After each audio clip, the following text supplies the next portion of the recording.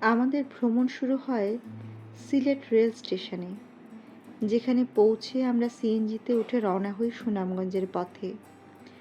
রাস্তার দুই পাশে সবুজ মাঠ, ছোট ছোট বাজার, নদী এবং হাওর এরিয়ার জলরাশি। প্রকৃতি যেন নিজেই পথ দেখাচ্ছিল। অবশেষে পৌঁছাই সাহেব বাজার ঘাটে। এখান থেকে শুরু আমাদের জলভ্রমণ। অপেক্ষায় ছিল আমাদের হাউসবোট, 2 তলার সেই নৌকাটি, যা হবে আমাদের আগামী 2 দিনের ভাসমান বাসা। নৌকা ছাড়তেই এক অন্যরকম অনুভূতি। চারপাশে শুধু জল আর আকাশ, মাঝে মাঝে নৌকা আর দূরের গ্রামের ঘর।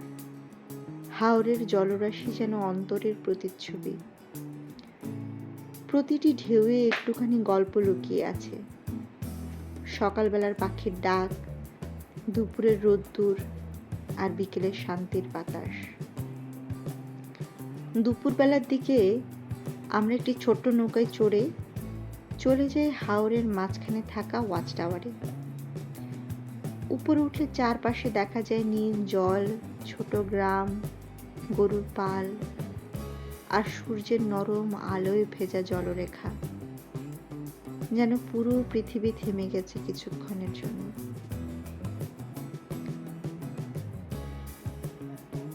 তারপর সেখান থেকে আমরা রওনা দেই নীলাদ্রি লেকের পথে।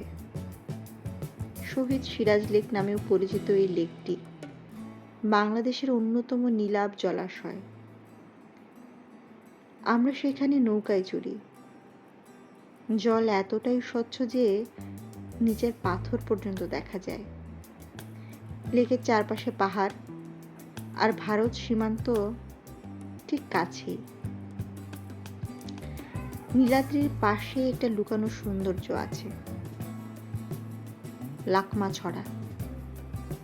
ছোট ছোট ঝর্ণার পাথরের ভাঁজে ছুটে চলা স্নিগ্ধ জলধারা। আমরা যখন লাকমা ছড়ায় পৌঁছাই, তখন সেখানে ঝিরিঝিরি বৃষ্টি হচ্ছিল। সেটা যেন লাকমা ছড়ার সৌন্দর্যকে আরো অনেক গুণ বাড়িয়ে দেয়। নির্জনতা, পাখির ডাক আর ঠান্ডা পানির স্পর্শ, এখানে প্রকৃতি যেন নিঃশব্দে কথা বলে। তারপর সন্ধ্যা নামতেই আমরা ফিরে আসি আমাদের হাউস বোটে। 2 দিনের জন্য সমস্ত রান্না বান্না করেই হাউস বোটের লোকেরা হাউস বোটে ওঠে। হাওরের তাজা মাছ, কই, শোল, পুঁটি, গরম ভাত, ডাল আর আলু ভর্তা। সাধারণ খাবার হয়েছিল অনন্য স্বাদে ভরা। হাওরের মাঝে বসে এমন ভোজ হৃদয়ে গেঁথে থাকার মতো। পরদিন সকালে আমাদের হাউসবোট আবার সেই নীল জলের মধ্যে দিয়ে চলতে শুরু করে। বেশ কিছুক্ষণ পর আমরা পৌঁছাই শিমুল বাগানে। বসন্তের সময় শিমুল ফুল ফুটে লাল হয়ে ওঠে পুরো মাঠ, যেন মাটির উপর আগুন জ্বলজ্বল করছে। যদিও আমরা সেই সৌন্দর্যটা পাইনি, কিন্তু তবুও শিমুল বাগানটা ছিল যথেষ্ট গোছানো। পাখির গান, হালকা বাতাস আর ফুলের লাল ছায়া সব মিলিয়ে এক রঙিন আবেশ। এরপর উঠি বারিক্কা টিলায়। টিলার চূড়া থেকে দেখা যায় পুরো হাওর, নীল জলরাশি, দূরের পাহাড় আর ছোট ছোট নৌকা। শান্ত, নীরব আর চোখ জুড়ানো এক দৃশ্য। মনে হয় যেন এক ফ্রেমে ধরা পড়েছে পুরো প্রকৃতি। অবশেষে আমরা যাই আমাদের এই সুনামগঞ্জ টাঙ্গুয়ার হাওর ভ্রমণের সবচেয়ে কাঙ্ক্ষিত জায়গাটিতে, জাদুকাটা নদী।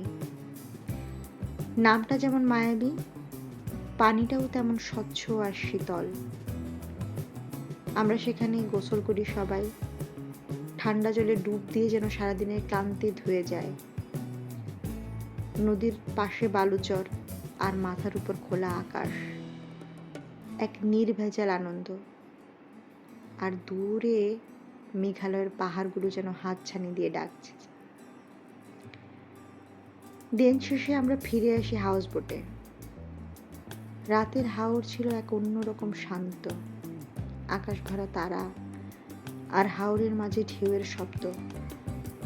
পরদিন সকালে আমরা ঘাটে নেমে আবার সিএনজিতে সিলেট শহরের পথে রওনা দিই, কিন্তু মনটা রয়ে যায় হাওরের জলে, নীলাদ্রির নীলতায় আর জাদুকাটার শান্ত ধারা বয়ে যাওয়া গল্পে।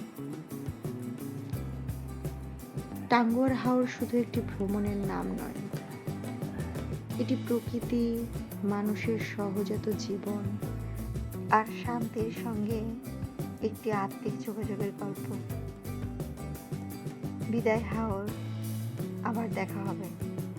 তোমার নীল চোখে আবার তাকাতে চাই।